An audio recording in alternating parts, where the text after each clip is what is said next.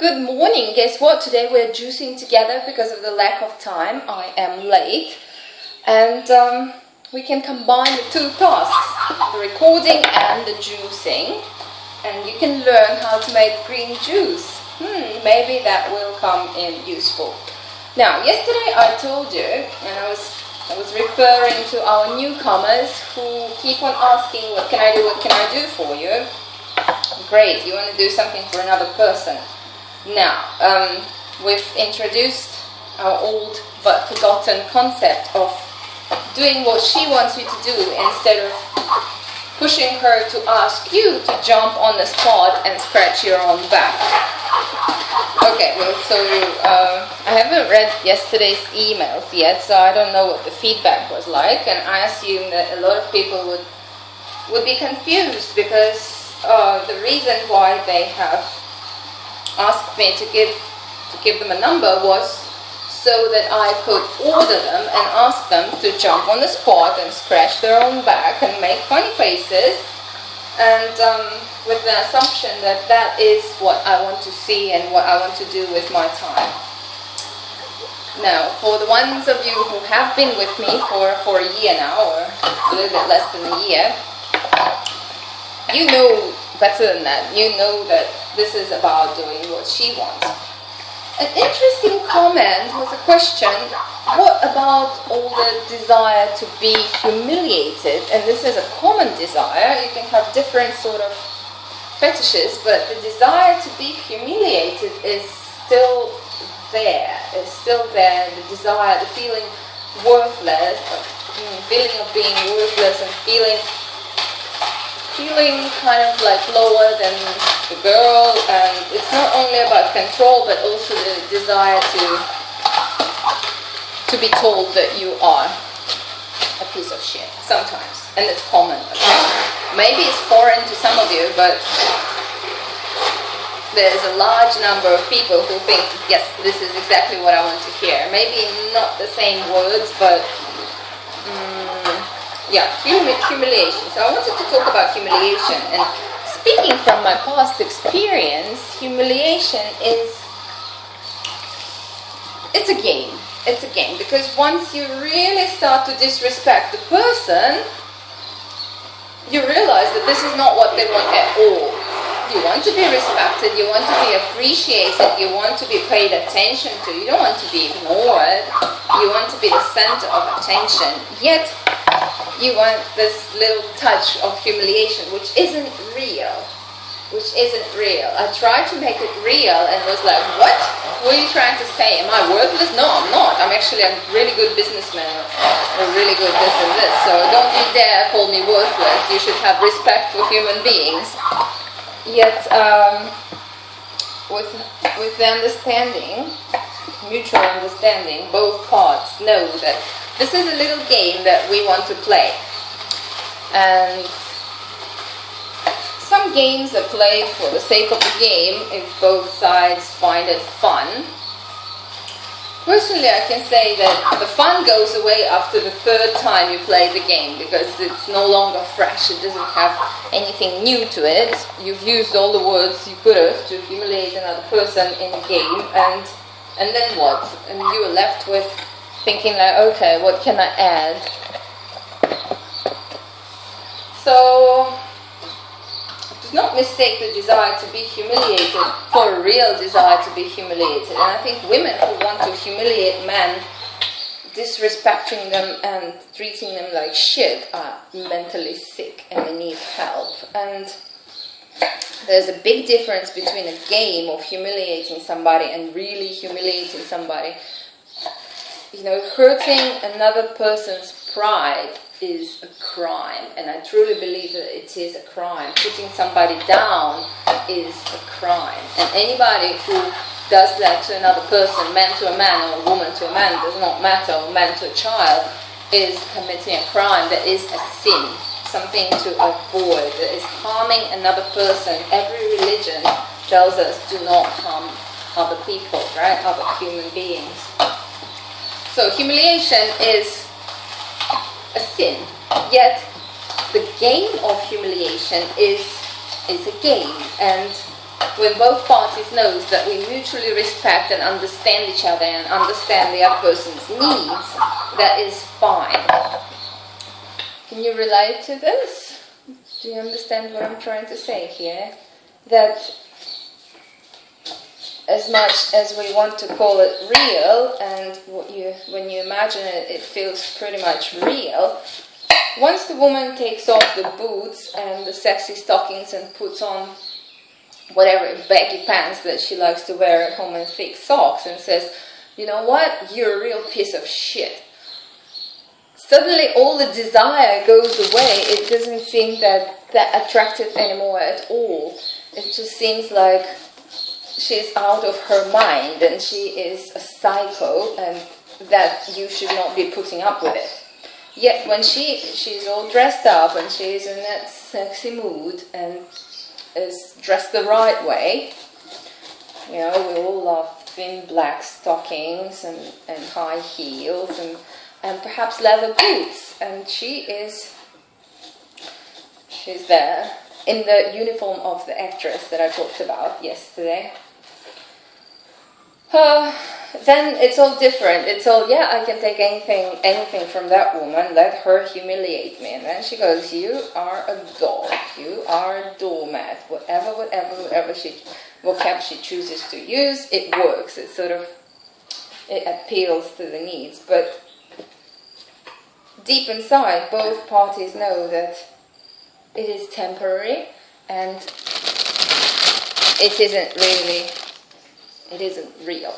It isn't real, because you're going to snap out of that mood very soon, and surely it can come back, but you want respect.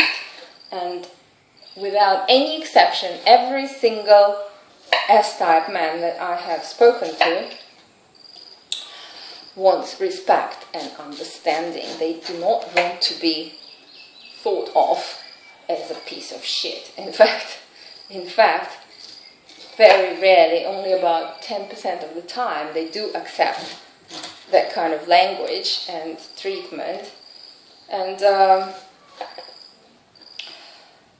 that's ironic, isn't it? Because it seems so real. Homegrown pineapples are wonderful.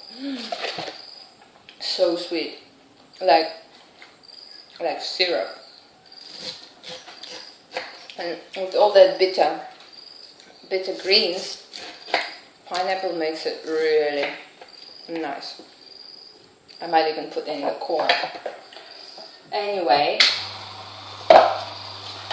so we've talked about humiliation, we've talked about the desire to serve and make her happy. I'm going to expand on the desire to make her happy. Somehow and now I can really speak in percentage, to about 70 or 80%, the words make her happy mean make her sexually happy, sexually please her, and that does not involve like buying her a new bag or washing her car or helping her make the juice. Again, I'm not saying that everybody is only understanding this in a sexual way, but oh no, electricity, halfway through, the power is down. Okay, back out.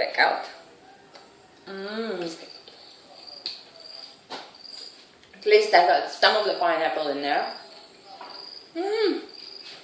Really wish I could get all of it in, but hey, what can you do? Appreciate electricity in your area.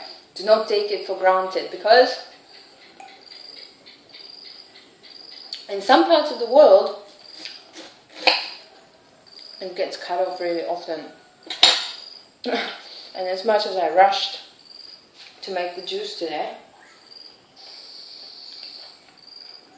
I could only make green juice. And all the yummy beetroot and carrots and mother pineapple, hello, is still untouched.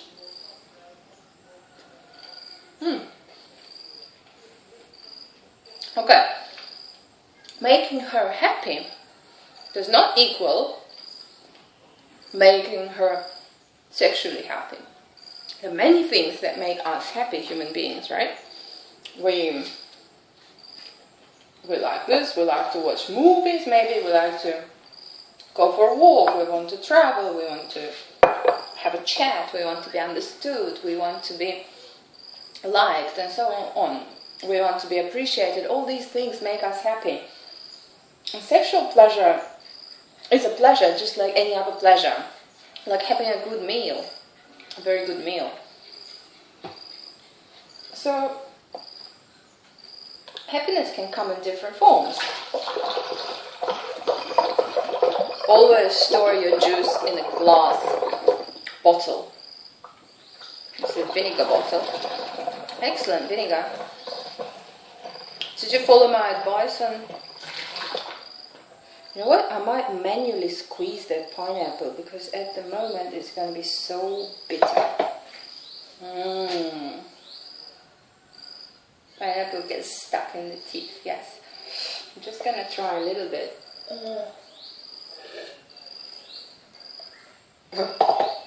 That's bitter, alright. Now, how do we... Let's unplug this thing first. How do we get the pineapple in? It does work to some extent, squeezing it with the hand to put a whole pineapple in there. Okay, you want me to continue with the conversation? Uh-oh. I think there's some water, but mostly it's the pineapple meat that's getting inside the bottle.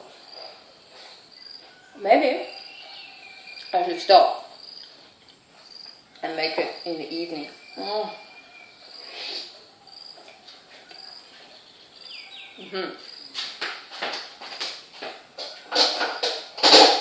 Okay. So making her happy can be in any area of life. When you provide your options, when you tell her what you can do, it should not be limited to the sexual pleasure. Many people receive pleasure from food, from new things, from whatever, from being understood, being spoken to, being loved, being appreciated, being respected, and so on. All these aspects. It's such a pity. Signs, internal signs. What else can I tell you today? Think about options instead of asking me again. After yesterday's lecture, after yesterday's email, the first email I opened up this morning and was the top one was, so how can I serve you? Do you want to humiliate me? It's like, guys, why don't you understand? Why don't you understand? Why does it take 1,000,000 times of saying the same thing over and over again for people to see that it's not about humiliating another person? Sure, it can be if it's mutually agreed that it's going to be a game, but it doesn't work over and over again. There are 696, I think almost 700 numbered people. So imagine, is it fun to humiliate all these men? I mean, am I a psycho? Do I like to cause pain? Do I look like I want to cause pain? If I wanted to cause pain, why would I help cancer patients and counsel people like drug addicts and so on? Why?